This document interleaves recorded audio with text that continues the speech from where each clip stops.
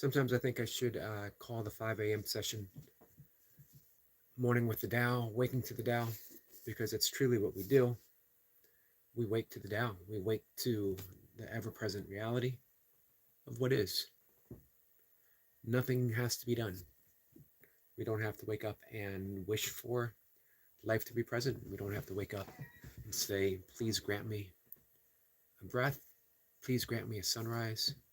Um, it's just there. We wake up and the Tao is present. We go to sleep and the Tao is present. We sleep and the Tao courses through us. The Tao is no less than life itself, reality. We could also call it love, which we talk about quite a bit later in the day when I do a little talk about the Course in Miracles. The whole premise of the Course is only love is real. And the opposite of love is fear. So if we're living in anything that feels fear-based, then we're not being fully present to reality itself, as only love is real. It's a hard thing to grasp, and I don't think we do grasp. I think through the practice of the Tao, through the practice of yoga, through the practice of the Course in Miracles, we wake to that reality. What I love about the Course in Miracles is it's a moment-by-moment practice that we keep returning to. Forgiveness isn't something that we bestow on someone, even ourselves. What we do is we forgive the illusion that something is actually occurring within this present moment, right now. So it's an interesting thing to practice. It gives us a choice. In this moment, am I choosing fear or am I choosing love? And given a choice, and according to A Course in Miracles, we always have a choice. Choose love, and when you do, you see past the illusion and into the reality of love. However, that's another discussion. Right now we're going to read from an interpretation of the Tao Te Ching. This is from Wayne Dyer. Verse 23. Our friend Brian is here. Brian, good morning, my friend. To talk little is natural. Fierce winds do not blow all morning. A downpour of rain does not last the day. Who does this? Heaven and earth. But these are exaggerated forces, forced effects, and that is why they cannot be sustained. If heaven and earth cannot sustain a forced action, how much less then is man able to do so? Those who follow the way become one with the way. Those who follow goodness become one with goodness. Those who stray from the way and goodness have become one with failure. If they conform to the way, its powers flow through you. Your actions become those of nature, your way those of heaven. Open yourself to the Tao and trust that your natural response, then everything will fall into place. As always, I love the way the Tao, at the end of each verse, just brings it home. Tells us exactly this is what to do. I like things that told me this is what you do, because I'm human. Full of a lifetime of failing to choose the way, of choosing my own way, choosing the way of ego, choosing the way of fear. And the life I have is a result of it. All of us do. That's just life. We fall into the trap. We fall in the illusion. The Tao, A Course in Miracles, yoga, they all ask us to look past the illusion and live the reality of love. Live the reality of God. Live the reality of Tao. Our friend Walking with Goldie is here. Says, hi there, lovely people. Hi there, lovely Goldie. Brian says, yeah, I like that post you made about someone with the picture. Thank you, Brian. That's what I wrote this morning. Each morning, after my breath work, my meditation, I do yoga, then I make a cup of coffee, I sit at my desktop, and I write. And I don't force it. Whatever comes to me is exactly what was meant to be written. So I was saying how the Tao brings it home, the Tao Te Ching brings it home in that last little snippet, which is open yourself to the Tao and trust your natural responses, then everything will fall into place. How easy is that? Trust your naturalness, trust your nature, trust who you are. Doesn't mean trust the illusion. Don't trust who you think you are. Trust your authenticity, which comes without effort. Just being. Just being. Drop all the pretenses. Allow your thoughts to settle and realize that you are the awareness to the thoughts, not the thoughts themselves. And that through that awareness, through that spaciousness, through that ever-present isness,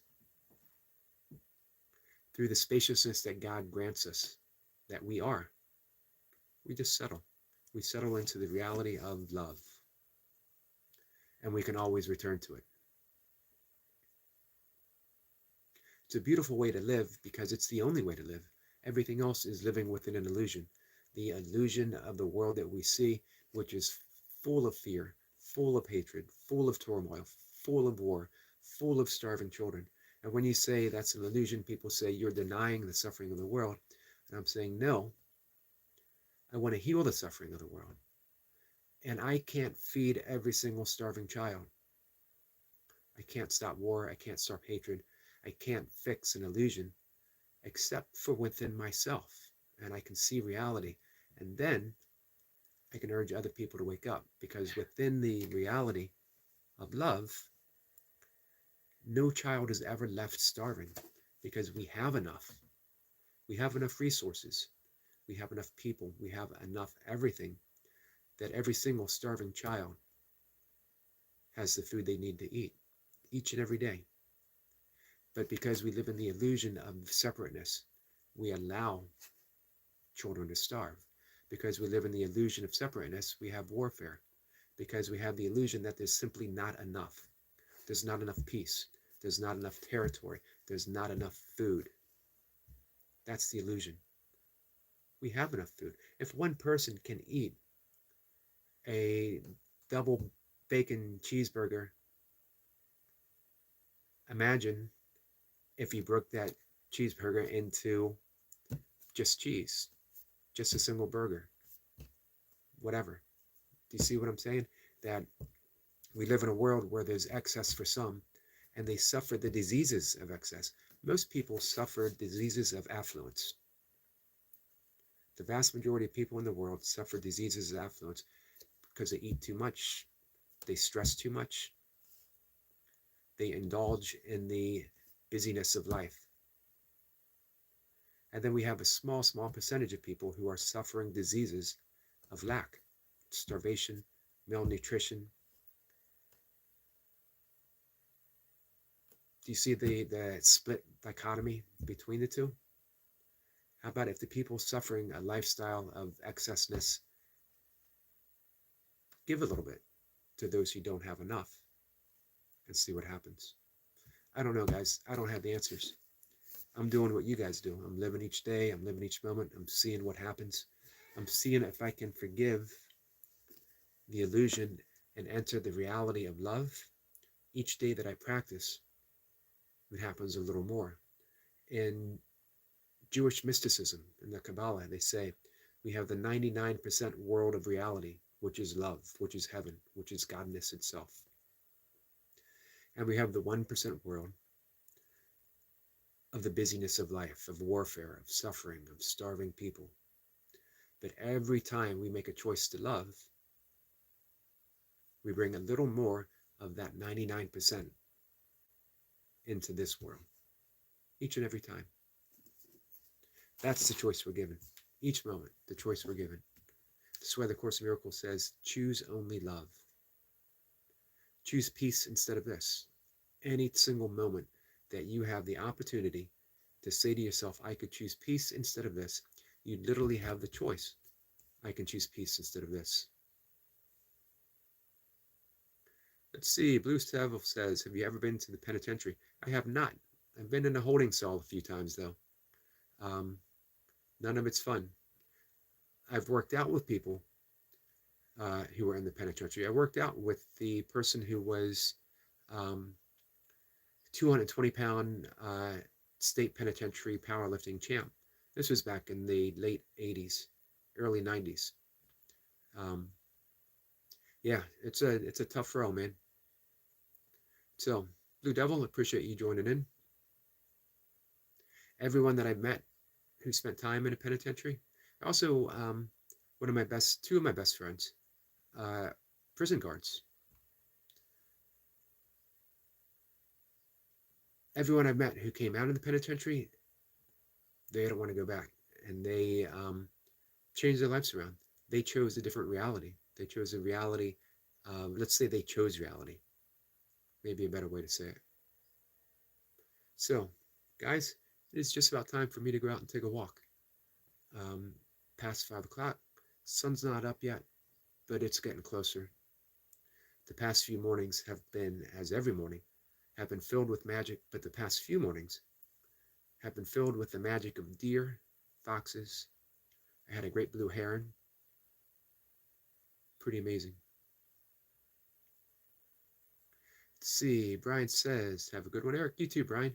And Walking with Goldie says, a great walk. Have a great walk. Um, hey, if Walking with Goldie says have a great walk, it means it's going to be a great walk. Um, so I appreciate that, guys, very much. I'm going to see everyone later. I'll be back. I'll be here talking all day. That's what it seems that I do. Take care, guys. Have a good morning. Have a good day. Goldie, have a good day at work, my friend. Brian, have a good day. Get your reps in.